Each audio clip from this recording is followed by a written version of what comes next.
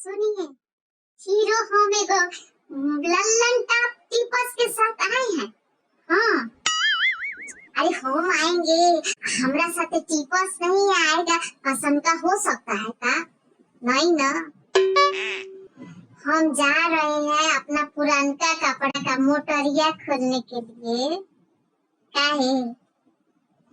अरे अभी जे स्टाइल चला है, आ? अच्छा हुआ।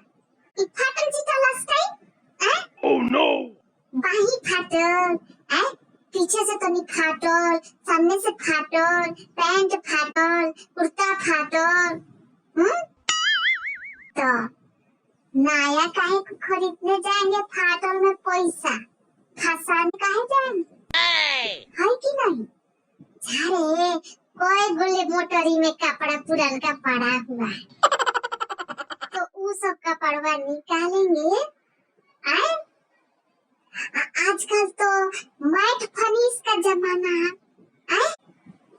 कपड़ा के घोस के आ धो के आ ओकरा के तनी सा पुराना लुक देने का है। सब तो कोयले कराबल है, नया क्या करना है? सब कोई कराबल है, बस निकालेंगे अब भर लेंगे। स्टाइल का स्टाइल, अब पैसों बचेगा। आप लोग भी जल्दी से अपन पुरानका कपड़ा का मोटरिया खोलिए, देखिए लल्लन का कुछ ना कुछ बढ़िया स्टाइल का मिल जाएगा, है कि नहीं?